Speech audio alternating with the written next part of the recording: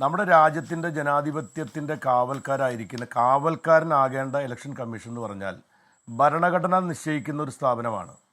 ആ സ്ഥാപനത്തെയാണ് BJPയുടെ ഗവൺമെൻറ് അത് ഭരണഘടനാ സ്ഥാപനമായിരിക്കുന്ന സ്വതന്ത്ര സ്ഥാപനമായിരിക്കേണ്ട സ്വതന്ത്രമായി തിരഞ്ഞെടുക്കപ്പെടേണ്ട ആ സ്ഥാപനത്തിൻ്റെ ഇലക്ഷൻ കമ്മീഷനെ തിരഞ്ഞെടുക്കാനുള്ള അധികാരം ചീഫ് ജസ്റ്റിസിൽ നിന്ന് മാറി ഇന്ത്യയുടെ ഭരിക്കുന്ന കക്ഷിയുടെ ആഭ്യന്തര വകുപ്പ് മന്ത്രിയും പ്രധാനമന്ത്രിയും കൂടി തീരുമാനിക്കുന്ന വ്യക്തിയായി മാറുന്ന തരത്തിലുള്ള പൊളിറ്റിക്കൽ അപ്പോയിൻമെൻ്റായി ഇന്ത്യയുടെ തെരഞ്ഞെടുപ്പ് കമ്മീഷൻ്റെ പദവി മാറിയതോടുകൂടി ഇന്ത്യൻ ജനാധിപത്യത്തിൻ്റെ മരണമണി അടിച്ചു തുടങ്ങിയിരിക്കുകയാണ്.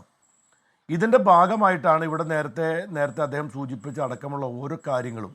തൃശ്ശൂർ ലോക്സഭാ മണ്ഡലത്തിൽ രാഹുൽ ഗാന്ധി പറഞ്ഞതുപോലെ ആറാമത്തെ ഫോം പ്രകാരം ചേർക്കുന്ന വോട്ടുകളിൽ നടത്തിയിരിക്കുന്ന മാനിപ്പുലേഷനാണ്.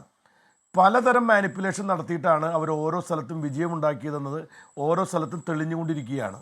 അപ്പോൾ തൃശ്ശൂരിൽ അവരെങ്ങനെ വിജയിച്ചു എന്ന് ചോദിച്ചാൽ അതിലൊരു മാനിപ്പുലേഷൻ നമ്മുടെ രാജ്യത്തെ ഇലക്ഷൻ്റെ നിയമപ്രകാരം എന്തിനാണ് ഹാഷ്മി നമ്മൾ പാർലമെൻറ്റിനൊരു ഒരു അതിർത്തി ഉണ്ടാക്കുന്നത്? എന്തിനാണ്? പാർലമെൻറ്റ് മണ്ഡലത്തിന് അതിർത്തിയുണ്ട്, അസംബ്ലി മണ്ഡലത്തിന് ഒരു അതിർത്തിയുണ്ട്, പഞ്ചായത്ത് വാർഡിന് അതിർത്തിയുണ്ട്, ബ്ലോക്ക് പഞ്ചായത്ത് വാർഡിന് അതിർത്തിയുണ്ട്, ജില്ലാ പഞ്ചായത്ത് വാർഡിന് അതിർത്തിയുണ്ട്. എന്തിനു വേണ്ടിയിട്ടാണ്?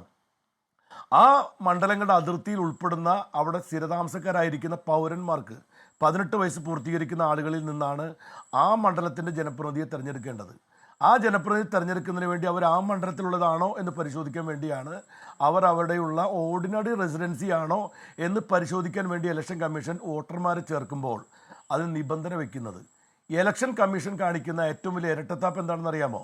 ബീഹാറിൽ 65 ലക്ഷം വോട്ടർമാരെ പുറത്താക്കി. എന്താ കാരണം?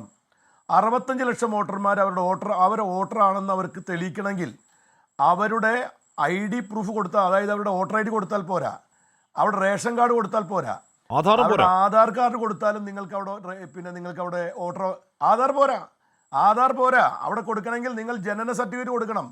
മെട്രിക്കുലേഷൻ പാസ്സായോ തോറ്റോ സർട്ടിഫിക്കറ്റ് ഉൾപ്പെടെയുള്ള അതിസങ്കീർണമായ നിരക്ഷരരായിരിക്കുന്ന ബീഹാറികളോട് പറയാണ് ഈ സർട്ടിഫിക്കറ്റ് കൊണ്ടുകൊടുത്താലേ നിങ്ങൾക്ക് വോട്ട് കിട്ടൂ എന്ന് പറയാണ് ബീഹാറിൽ.